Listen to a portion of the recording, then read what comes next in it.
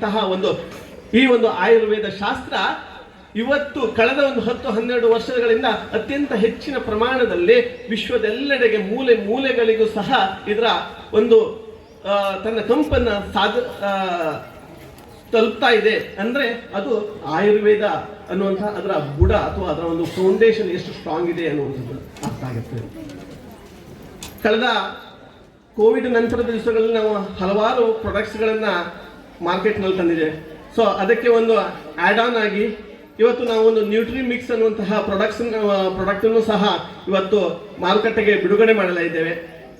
Basically nutri mix ಅಂತ ಹೇಳಿದ್ರೆ ಆ ಪ್ರಾಡಕ್ಟ್ಗಳಲ್ಲಿ ಮಿಲೆಟ್ಸ್ಗಳ ಹೆಸರು ಇರ್ಬೋದು ಅಥವಾ ಬೇರೆ ಬೇರೆ ಇದಿರ್ಬೋದು ಅಥವಾ ಬಾದಾಮು, ಕ್ಯಾಶು, ಅದಲ್ಲದೆ ಬೀಟ್ರೂಟು, ಕ್ಯಾರೆಟ್ ಅಂತಹ ಏನು ಪೋಷಕಾಂಶಗಳ ಭರಿತವಾಗಿರುವಂತಹ ವೆಜಿಟೇಬಲ್ಸ್ಗಳ ಪೌಡರನ್ನು ಸಹ ಅದರಲ್ಲಿ ಮಿಕ್ಸ್ ಮಾಡಿಬಿಟ್ಟು ಯಾವುದೇ ಆಡೆಡ್ ಶುಗರ್ ಇಲ್ಲದೆ, ಅಂದ್ರೆ ಅದು ಸಿಹಿಯಾಗಿರ್ತದೆ ಬಟ್ ನ್ಯಾಚುರಲ್ ಶುಗರ್ ಆಗಿರುವಂತಹ ಸ್ಟೀವಿಯಾ ಪ್ಲಾಂಟಿನ ಪುಡಿಯನ್ನ ಅದರಲ್ಲಿ ಯೂಸ್ ಮಾಡಿಬಿಟ್ಟು ಆ ಪ್ರಾಡಕ್ಟ್ ಅನ್ನು ಸಹ ನಾವು ಇವತ್ತು ಮಾರುಕಟ್ಟೆಗೆ ತರ್ತಾ ಇದ್ದೇವೆ.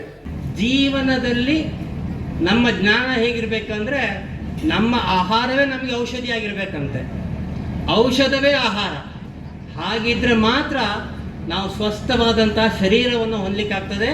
ಶರೀರ ಹೊಂದಿದ್ರೆ ಮನಸ್ಸು ಸದೃಢವಾಗಿರ್ತದೆ. ಅದರಿಂದಾಗಿ ನಮ್ಮ ಎಲ್ಲ ಕಾರ್ಯಗಳು ಅತ್ಯಂತ ಯಶಸ್ವಿಯಾಗಿ ಆಗ್ತದೆ ಅಂತೆ. ಮಕ್ಕಳು ಭಗವಂತನ ಅದ್ಭುತವಾದಂಥ ಸೃಷ್ಟಿ. ಅದರಲ್ಲಿ ಯಾವುದೇ ಮೋಸ ಇಲ್ಲ, ವಂಚನೆ ಇಲ್ಲ.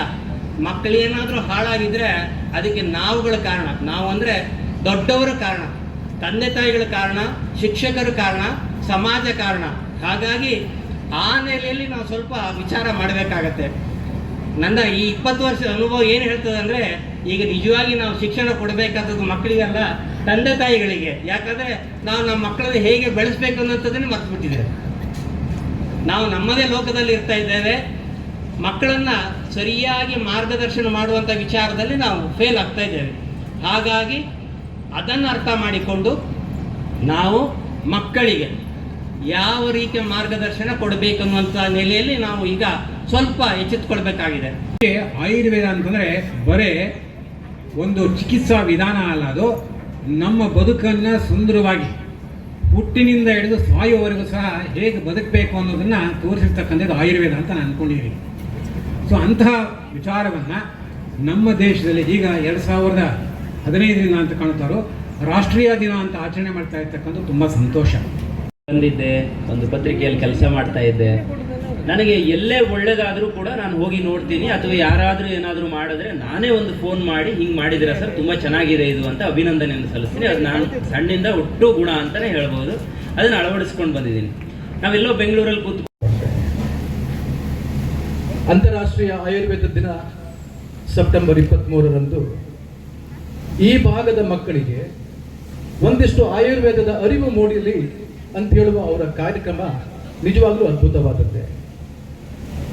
ಮಕ್ಕಳಿಗೆ ನಾನು ಹೇಳುವುದಿಷ್ಟೇ, ಈ ಅರಿವು ಅಂತ ಹೇಳುವಂಥದ್ದು ನಿಮ್ಮ ಅನುಭವಕ್ಕೆ ಬರಬೇಕು. ಈ ಅರಿವು ಅನುಭವಕ್ಕೆ ಬಂದವಾಗ ನಿಮಗೆ ಅದು ಜ್ಞಾನವಾಗಿ ಪರಿಣಮಿಸ್ತದೆ. ನೈ ಜ್ಞಾನೇನ ಸದೃಶಂ ಪವಿತ್ರಮೇವ ವಿದ್ಯತೆ. ಈ ಪ್ರಪಂಚದಲ್ಲಿ ಜ್ಞಾನಕ್ಕಿಂತ ಮಿಗಿಲಾದದ್ದು ಬೇರೆ ಯಾವುದೂ ಇಲ್ಲ ಮಕ್ಕಳೇ. ಈ ಆಯುರ್ವೇದ ಅಂತ ಹೇಳಿದ್ರೆ ಏನು? ಎಲ್ಲ ಡಾಕ್ಟರ್ಸ್ ಹೇಳಿದ್ದಾರೆ ಆಲ್ರೆಡಿ ಇವಾಗಲೇ. ರಾಸಾಯನಿಕವಾದ ಪದಾರ್ಥವನ್ನು ಬಳಸದೆ ನೈಸರ್ಗಿಕವಾದ ಸಂಪನ್ಮೂಲಗಳಿಂದ ಸಿಕ್ಕುವಂಥ ಪದಾರ್ಥವನ್ನು ಬಳಸಿ ಮಾಡುವಂಥ ಒಂದು ಚಿಕಿತ್ಸಾ ಕ್ರಮ. ಈ ನೈಸರ್ಗಿಕವಾಗಿ ಸಿಗುವಂಥ ಪದಾರ್ಥಗಳು ಯಾವುವು? ಈ ಮಕ್ಕಳಿಗೆ ಹೇಳಲಿಕ್ಕೆ ಇಷ್ಟಪಡ್ತೇನೆ, ಆಯುರ್ವೇದದ ಗಿಡ ಯಾವುದಾದ್ರೂ ಒಂದು 2 ಗಿಡಗಳನ್ನು ನೀವು ನಡಬೇಕು. ಈ ಒಂದು ರೀತಿಯಲ್ಲಿ ಪ್ರಕೃತಿಯನ್ನು ಆರಾಧಿಸುವ ಭಾವನೆಯನ್ನು ನೀವು ತೊಡಗಿಸಿಕೊಳ್ಳಿ. ನಿಮ್ಮೆಲ್ಲರಿಗೂ ಒಳ್ಳೆಯದಾಗಲಿ. ಯಾವುದೇ ಕಾನೂನಿಂದ ಆಯುರ್ವೇದವನ್ನು ರಕ್ಷಣೆ ಮಾಡಬೇಕು ಅಂತ ಹೇಳಿದ್ರೆ ಖಂಡಿತವಾಗ್ಲೂ ಸಾಧ್ಯ ಆಗ್ಲಿಕ್ಕಿಲ್ಲ. ಅದು ಸಾಧ್ಯ ಆಗುವುದೇ ಇದ್ರೆ ನಿಮ್ಮಂತ ಮುಂದಿನ ಪೀಳಿಗೆ ಮಕ್ಕಳಿದ್ರೆ ನೋಡಿ, ಖಂಡಿತವಾಗ್ಲೂ ನಿಮಗೆ ಸಾಧ್ಯ ಇದೆ.